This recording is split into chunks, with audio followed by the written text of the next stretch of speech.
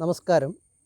ഞാൻ ബോധേന്ദ്ര തീർത്ഥ സ്വാമികൾ, കൊല്ലം കേരളപുരം ആനന്ദധാമം ആശ്രമ ആചാര്യൻ, തമിഴ്നാട് പാപനാശം വൈഷ്ണവ സമാജം ആചാര്യൻ. സജ്ജനങ്ങളെ, കേരളത്തിൽ ഇപ്പോൾ സന്യാസി ശ്രേഷ്ഠന്മാരായിട്ടുള്ള നമ്മുടെ ആചാര്യന്മാരുടെ ഒരു ധർമ്മ സന്ദേശ യാത്ര ആലോചിച്ച് വരും എല്ലാവരും അറിഞ്ഞു കാണുമല്ലോ.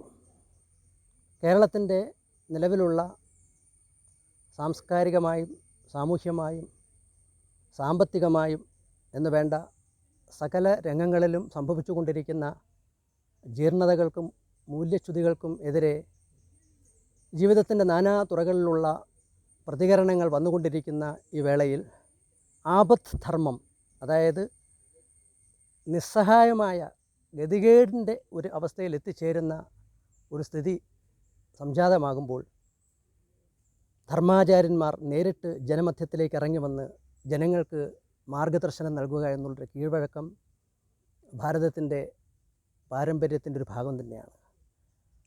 അത് ഏറ്റെടുത്തുകൊണ്ട് കേരളത്തിലെ എല്ലാ സമ്പ്രദായങ്ങളിലും പെട്ട ആചാര്യന്മാർ ഒക്ടോബർ മാസം 7-ാം തീയതി മുതൽ അങ്ങ് കാസർഗോഡ് മുതൽ തിരുവനന്തപുരം വരെ നടത്തുന്ന ധർമ്മസന്ദേശ യാത്രയുടെ കൊല്ലം ജില്ലയിലെ സ്വാഗത സംഘരൂപീകരണത്തിൻ്റെ വാർത്ത നിങ്ങളെ അറിയിക്കുകയാണ്.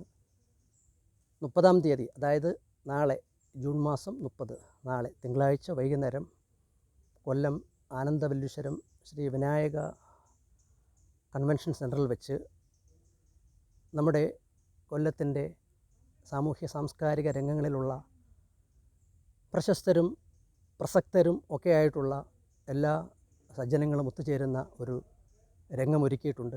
അതിലേക്ക് നിങ്ങളുടെ എല്ലാവരുടെയും ആത്മാർത്ഥമായ സഹകരണം ഉണ്ടാകണമെന്ന് ഈ അവസരത്തിൽ ഓർമ്മിപ്പിച്ചുകൊള്ളുന്നു.